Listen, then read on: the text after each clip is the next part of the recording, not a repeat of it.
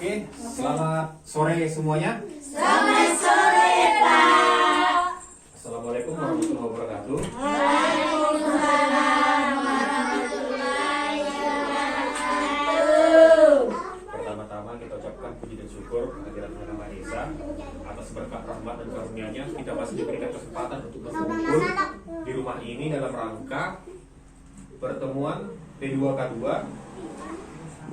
yaitu pertemuan yang wajib kita hadiri setiap bulannya. Jadi saya ucapkan juga terima kasih kepada ibu-ibu yang bersedia hadir hari ini.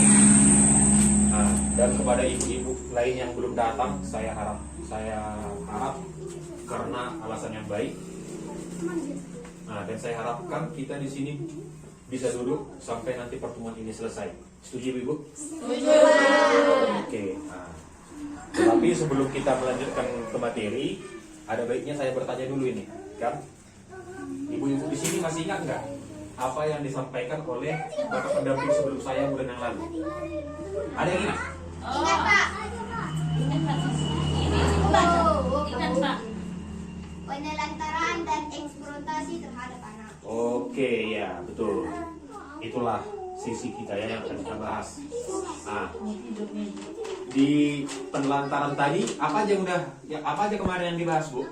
Yang dibahas. Pengertian dan contoh-contoh. Contoh-contoh penelantaran. Oke. Di sini kira-kira ada nggak yang tahu atau ada nggak yang masih ingat apa itu arti dari pengertian dari penelantaran? Nggak dikasih makan. Nggak diberi Perangan. Nggak dikasih makan ya? Iya. Lagi Bu? Ada lagi? Tidak disekolahkan. Nggak disekolahkan, iya betul. Terus? Jadi beli baju anak ya? Nggak Kayak dibeli. koyak. Oh, baju anaknya koyak-koyak, ya. Dikasih jajan. Nah, Ibu, kira-kira tahu Bu? Tidak dikasih Tidak jajan. dikasih makan dan tidak dikasih makanan yang bergizi. Oh iya, betul sekali. Kurang Oke. vitamin. Tepuk tangan kepada ibu-ibu semua di sini.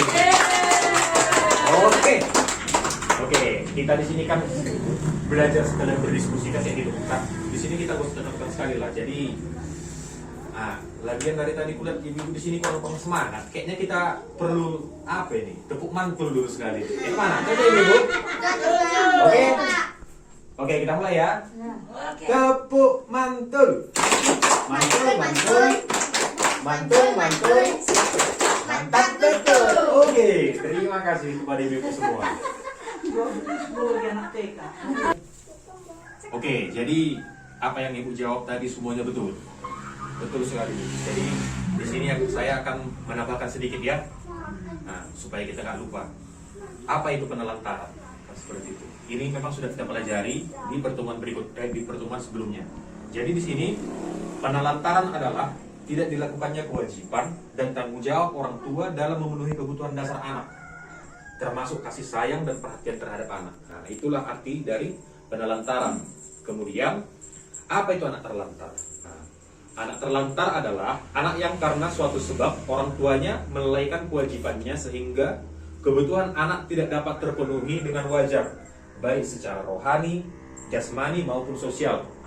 Ini masuk ke Undang-Undang Pasal 1 Undang-Undang Nomor 4 Tahun 1979. Jadi ibu-ibu di sini karena ini kan sudah berulang, saya harap ibu-ibu paham dan ingat ya. Oke. Jadi tadi setelah pengertian kemana lagi kita tadi masuk? Ada contohnya. Oke, di sini masih ada yang ingat contohnya? Contoh-contoh penelantaran anak tadi? Misalnya kayak gini, tidak memberikan makanan yang sehat. Kemudian ada ibu yang tahu lagi, yang ingat contoh-contohnya? Tidak diberikan tempat tinggal dan pakaian yang layak, tidak diizinkan sekolah, tidak diberikan waktu untuk bermain.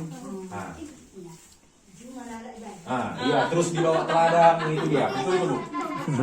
Tidak mendukung pendidikan anak, tidak memberikan kasih sayang, tidak memberikan perhatian, tidak memberikan kesempatan beribadah. Itu termasuk juga Bu ya. Termasuk juga itu contoh penelantaran. Mas anak nggak dikasih beribadah, kan kayak gitu. Sementara ibadah itu adalah kewajiban. Jadi kalau anak mau ibadah Bu, harus didukung. Karena kalau nggak kita kasih anak kita ibadah, Mak, aku mau sholat, jangan dulu cuci piring. Nah, itu kan termasuk penelantaran rupanya. Kemudian tidak mengenalkan nilai-nilai baik dan buruk. Itu termasuk penelantaran. Jadi anak kita nggak tahu menilai yang mana yang baik dan mana yang buruk. Nah, selanjutnya tidak mengajarkan untuk menghargai dan orang atau berhubungan dengan orang lain. Nah, ini termasuk penelantaran. Anak kita larang bergaul. Itu termasuk penelantaran.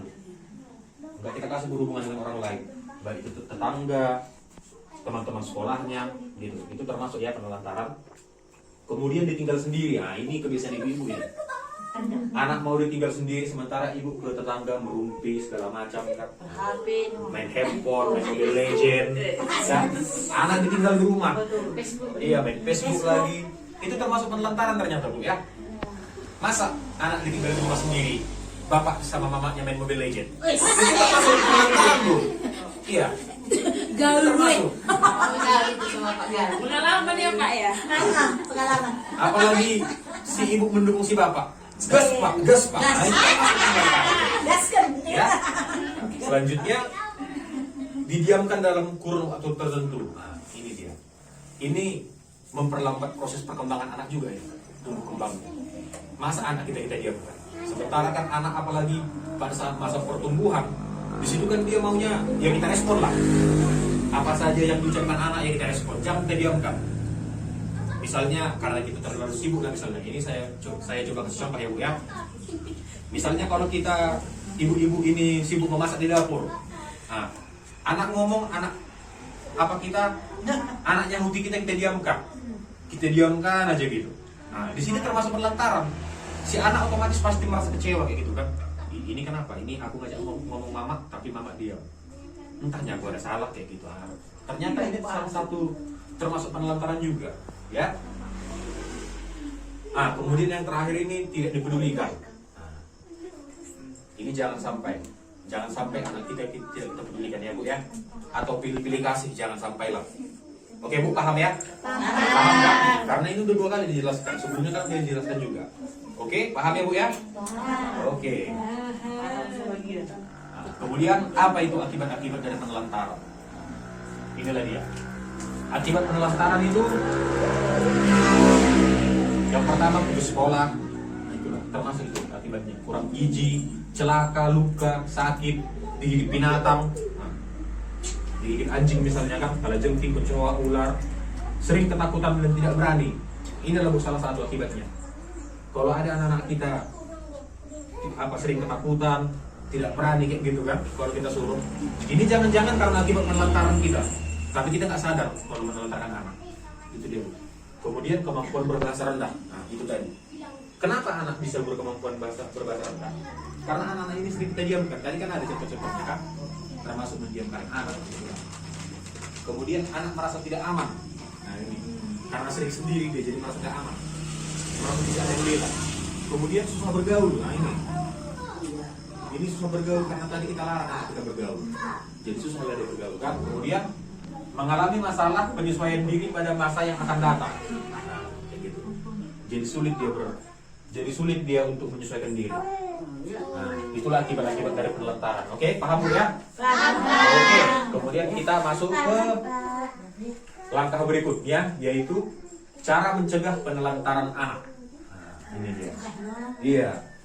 Sekarang kita masuk ke cara mencegahnya ya. Jadi, bagaimana cara mencegah penelantaran anak? Kira-kira di sini Ibu ada yang tahu?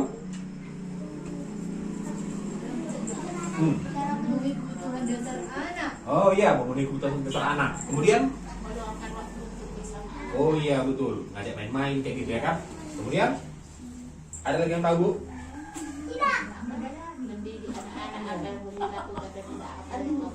Oh iya betul sekali. Nah, semua jawaban Ibu betul. Jadi di sini akan saya terangkan sekali lagi ya, cara mencegah penelantaran anak. Itu ya.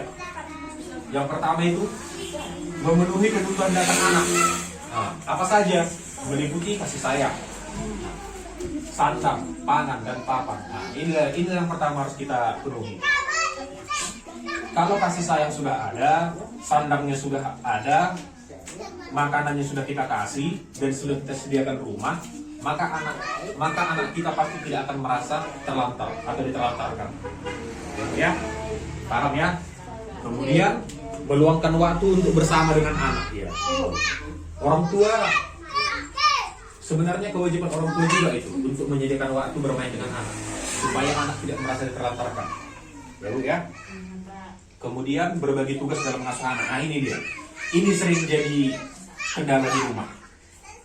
Nah, berbagi tugas dalam mengasuh anak berarti ini antara suami dan istri kan.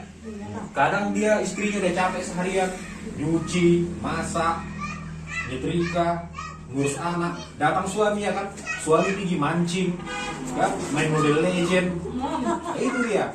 Nah jadi di sini harus berbagi tugas sebenarnya. Iya.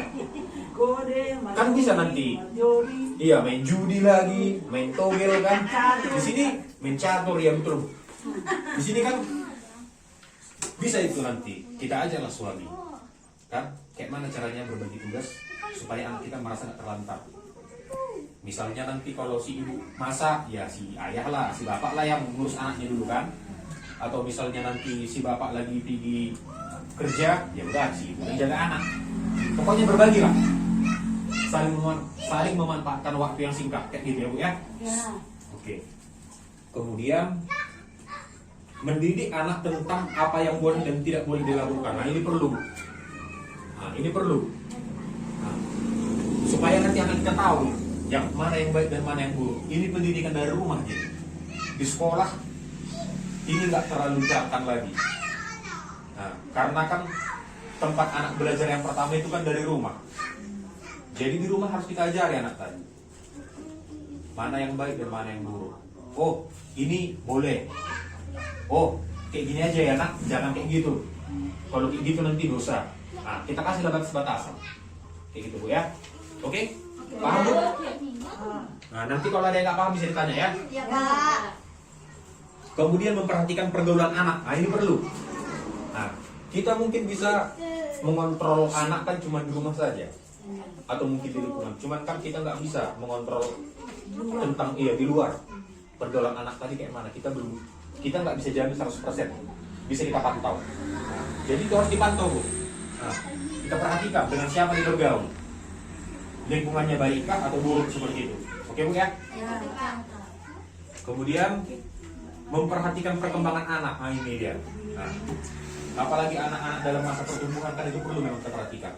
Misalnya contohnya kayak gini, kalau ada anak kita udah umur segini tapi kok badannya masih pendek, ini kenapa ya? Kayak gitu kan. Bisa kita tanya ke apa, ke dokter, ke bidan, siapa tahu kurang gizi kayak gitu kan, itu perlu Bu. Nah, kemudian menitipkan anak keluarga atau kerabat yang dapat dipercaya saat orang tua tidak berada di rumah. Nah, kayak gitu. Jadi kalau misalnya kita ada keperluan lah mendadak, tiba-tiba mau ke sana, mau ke tempat lah sebentar, bisa yang dititipkan anak kita, tapi ke keluarga atau kerabat yang dapat dipercaya. Jangan nanti sama yang nggak terpercaya. Nanti takutnya kan kayak gini, misalnya kita nggak percaya, kan? Nggak yakin kita si keluarga bisa menjaga anak kita, tapi kita titipkan. Pas kita jemput anak kita udah benjol, udah biru-biru badannya rupanya dicubiti kan, itu kan termasuk penelantaran. Nah, tapi kalau sama upungnya nggak apa-apa. Iya. Iya. Nah, tapi kalau sama neneknya, sama kakeknya itu nggak apa-apa anak kita dititipkan ke situ. Lebih baik kan di sini kan dijelaskan kepada keluarga atau kerabat. Kalau bisa jangan sama orang lain.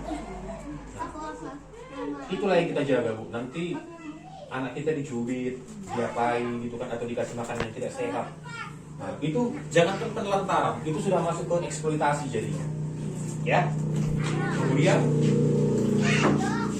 menitipkan anak di tempat penitipan anak. Nah, ini kalau misalnya nggak ada keluarga yang yang bisa lah, yang pada saat itu bisa kita titipin.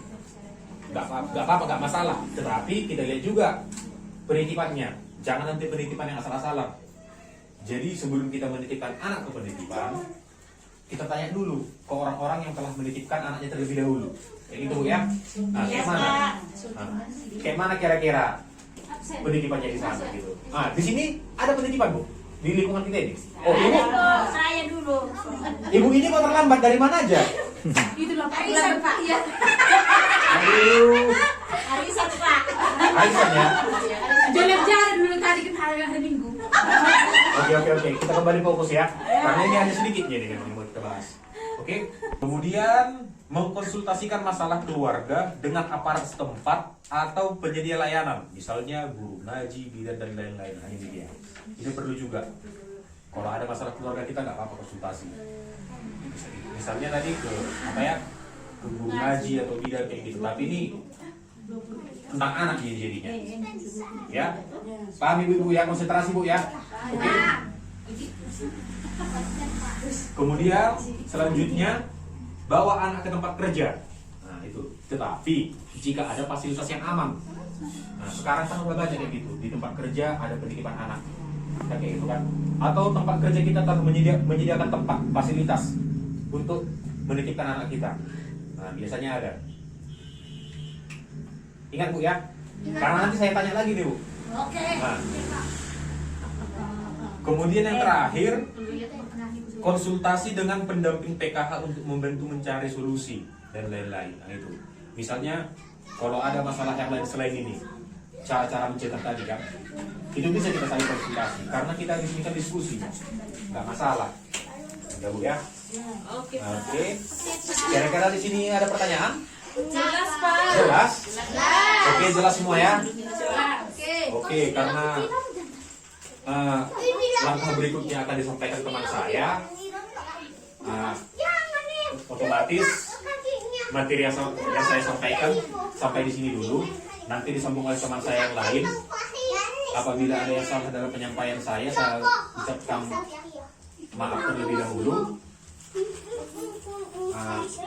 Selanjutnya akan dilanjutkan oleh teman saya. Oke.